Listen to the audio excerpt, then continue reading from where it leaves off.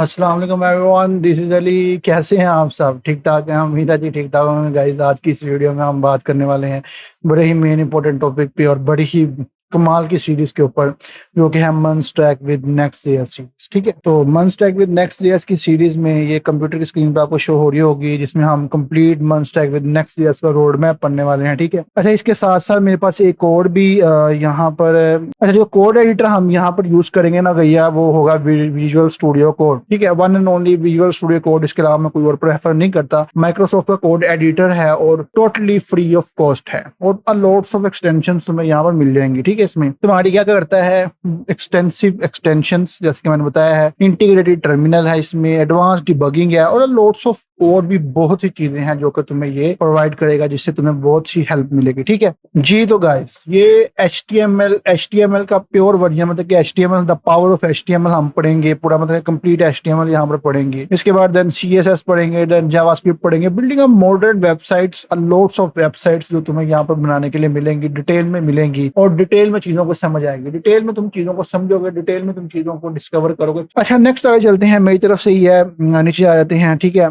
अच्छा, ये जो है HTML एक फाउंडेशन है वेब स्ट्रक्चर की। बेसिकली एक स्ट्रक्चर बनाना होता है हमने वेबसाइट पे, जैसे ढांचा हर घर का बनता है, हर चीज का ढांचा बनता है, बिल्कुल उस तरह से वेबसाइट का भी एक ढांचा बनाना पड़ता है। ठीक है? तो वो सारी चीजें जो है ये आप HTML के जरिए यहाँ पर ये सारी चीजें जो है accessible to all including screen readers. ठीक है? तो ये सारा कुछ इंशाल्लाह आप डिटेल में पढ़ेंगे। नेक्स्ट चलते हैं हम, we will move on the next CSS। अच्छा, CSS का क्या काम है? बेसिकली जो आपने ढांचा बना लिया, ठीक है, ढांचा आपने तैयार कर लिया, ठीक है, अब आपका काम क्या है कि आपने भैया एक उसका डिजाइनिंग भी करने का, ताकि कोई बंदा तुम्हारी वीडियो देखे तो उसको पसंद भी तो आए ना, पसंद भी तो आए ना भाई, तुमने बनाया क्या, उसको पता भी तो लगे ना। ये नहीं ना कि वो अजीब सा ही वो सिस्टम बन जाए जो उसको समझ भी ना आए और वो अजीब से ही कहेगा कि यार ये क्या बना दिया। ठीक है? इस तरह नहीं करना। तो we will make visual design बनाएंगे, जिसमें हम कंट्रोल्स करेंगे, colours, font, spacing, lots of और चीजें। ठीक है?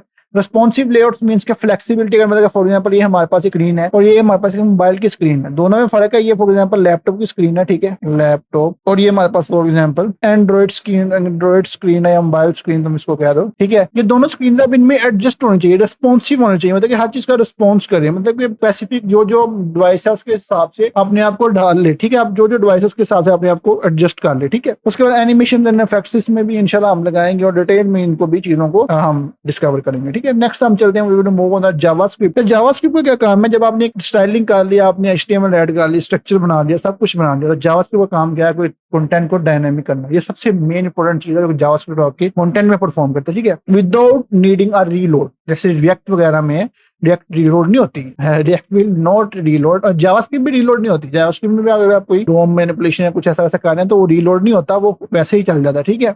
हाँ, अगर आप HTML से HTML पेज में मूव कर रहे हैं फिर वो रीलोड होता है। वैसे रिएक्ट में भी हो या आप जावास्क्रिप्ट पे कोई डोम या कोई इवेंट लिस्टिंग परफॉर्म करा रहे हो तब पेज रीलोड नहीं होता। अब इंटरेक्शन मींस के फॉर्म्स, बटन वगैरह, जैसे एनिमेशन वगैरह, वो सारा कुछ तुम डाटा हैंडलिंग कर सकते हो, मतलब जो तुम्हारा आएगा उसको API के जरिए तुम डाटा को सर्वर में लेके जा सकते हो, उसको डेटाबेस में स्टोर करवा सकते हो, उसमें और कुछ काफी कुछ कर सकते हो। API एक एप्लीकेशन प्रोग्रामिंग इंटरफेस होता है जिसको डिटेल में डिस्कशन करेंगे, इसको हैंडल किस तरह से करते हैं, इसको बनाते किस तरह से, कस्टम APIs किस तरह से बनाते हैं, बिल्ट इन APIs किस तरह से उठाते हैं, फेक APIs किस तरह से लगाते हैं, तो सारी चीजें इंशाल्लाह डिटेल में हम डिस्कशन करेंगे। Then we will move on the next step, the 3 languages working together, a practical demonstration. मतलब कि सबसे पहले तुमने एक HTML पढ़नी है, CSS पढ़नी है, जावास्क्रिप्ट पढ़नी है। ये तो बेसिक बेयर मिनिमम एक चीज है जो तुम्हें पढ़नी ही लाजमी है। अगर तुम ये नहीं पढ़ोगे तो भैया तुमने कुछ भी नहीं पढ़ा। ठीक है? HTML में तो ये चीजें, कुछ लोग कहते हैं कि जी AI आ गया तो जी ये नहीं पढ़ सकते, AI आ गया तो वो नहीं पढ़ सकते। तो AI जो आया तो उससे कुछ भी ऐसा वैसा नहीं हुआ।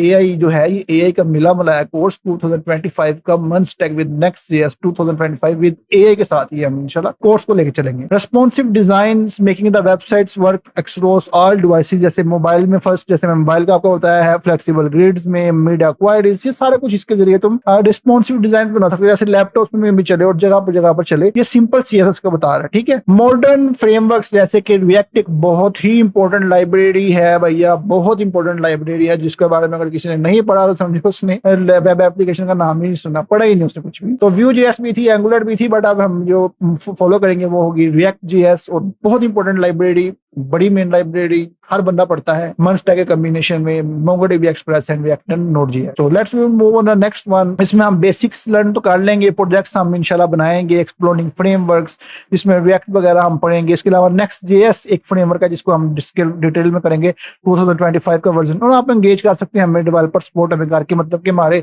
चैनल को सब्सक्राइब करके वीडियो को लाइक करके हमें सपोर्ट कर सकते हैं, और उसके बाद हम इंशाल्लाह आपको डिटेल में चीजें पढ़ाएंगे। अब चलते हैं मनस्टैक पे। मनस्टैक क्या है? MERN stack with Next.js। Welcome to the comprehensive guide on mastering the MERN stack with Next.js enhance road map. ये बहुत ही इनहांस रोड मैप है, और इसमें जिसमें हम MongoDB एक्सप्रेस और React एंड Node.js, मैंने जैसे आपको बताया, ये MongoDB क्या है? नॉन एसक्यूएल डेटाबेस है, ठीक है, इसको हम पढ़ेंगे डिटेल में, ठीक है। उसके बाद एक्सप्रेस जो कि Node.js का फ्रेमवर्क है। अब इन Node.js अगर आपने सिंपल जावास्क्रिप्ट फ्रंट एंड में पढ़ी है तो अभी तक आपको यही पता होगा कि रन टाइम एनवायरनमेंट है, लेकिन Node.js के और भी बहुत से काम है, सिर्फ रन टाइम एनवायरनमेंट तक नहीं है ये, ठीक है। अच्छा, उसके बाद React पढ़ेंगे, Node.js पढ़ेंगे, सारा कुछ इंशाल्लाह हम डिटेल में डिस्कशन करेंगे। अच्छा, फिर हम क्या करेंगे? इंस्टॉल द कोड्स टूल, जैसे कि मैंने आपको बताया VS कोड इंस्टॉल करेंगे, उसके साथ साथ dependencies, npm node package manager से काफी कुछ इंस्टॉल करेंगे, जावास्क्रिप्ट डिपेंडेंसीज इंस्टॉल करेंगे, चूज द कोड एडिटर जिसमें मैंने VS कोड के बारे में बताया, डेटाबेस सेटअप करेंगे, इनिशियलाइजेशन करेंगे प्रोजेक्ट्स की, बहुत से प्रोजेक्ट्स, बड़े बड़े प्रोजेक्ट्स इंशाल्लाह हम डिटेल में डिस्कशन करेंगे। अब डिफाइन रेस्टफुल APIs, मतलब कि APIs वगैरह हम बनाएंगे, मिडलवेयर्स को यूज करेंगे, डेटाबेस इंटीग्रेशंस करेंगे, मतलब बहुत ही डिटेल्ड कोर्स होने वाला है 2025 का विद AI। तो AI को नहीं छोड़ सकते, AI बहुत इंपॉर्टेंट चीज है, AI को जरूर डालेंगे, जब भी डालेंगे AI को जरूर डालेंगे, ठीक है। तो अच्छा, आगे चलें तो server side rendering, obviously backend में सारी सर्वर साइड रेंडरिंग हो रही होती है। फिर स्टैटिक जनरेशन, SSGs और API राउट्स, ये सारे नेक्स्ट में काम होते हैं, ठीक है। तो नेक्स्ट में हमें क्लाइंट और वो सर्वर का बताना पड़ता है, ठीक है। तो create reusable components, yes, React में रीयूजेबल कंपोनेंट्स यूज होते हैं। उसके बाद हुक्स आ जाती हैं, ग्लोबल स्टेट मैनेजमेंट आ जाती है, लॉट्स ऑफ और भी बहुत कुछ है, क्योंकि इंशाल्लाह हम डिटेल में डिस्कशन करेंगे। यूजर ऑथेंटिकेशन करेंगे, मतलब जिससे JWT या OAuth वगैरह यूज करेंगे, कस्टम APIs राउट्स वगैरह यूज करेंगे, जिसमें मिडलवेयर इंटीग्रेशन करेंगे। और इसके अलावा बहुत सी लाइब्रेरी जैसे GSAP हो गई, एनिमेशन वगैरह के लिए, और भी बहुत सी लाइब्रेरी यूज करेंगे। Middleware integration front end back and पर जितनी डिटेल हो सकेगी इंशाल्लाह हम कोशिश करेंगे कि एक पूरा जितना भी मेरा 6 से 7 साल का एक्सपीरियंस है, पूरा एक्सपीरियंस आपके सामने शेयर कर दिया जाए, ठीक है, इस फील्ड का। तो 1, 2, 3 और 4, ठीक है। तो चूज अ होस्टिंग प्लेटफॉर्म, मतलब होस्टिंग भी करेंगे इंशाल्लाह, होस्ट भी करेंगे, कोशिश होगी अगर अपने साथ हमारे साथ चले तो इंशाल्लाह होस्ट भी करेंगे। एनवायरनमेंट वेरिएबल्स, मतलब कि कोई चीज इंपॉर्टेंट अगर आपने कुछ डालना तो एनवायरनमेंट वेरिएबल्स में performance optimisation, monitoring and login, सब कुछ इंशाल्लाह हम डिटेल में पढ़ेंगे। अच्छा, अब इसके बाद जब आप सारा कुछ सीख जाएंगे, उसके बाद आपको मिलेगा क्या? सबसे बड़ी बात, 75% ऑफ वेब ऐप यूजिंग मन। Many startups establish firms build a dynamic web application with this stack, मतलब कि जो स्टार्टअप्स में है या एस्टैब्लिश्ड फर्म्स है जितने, मतलब कि इस स्टैक को यूज करते हुए वेब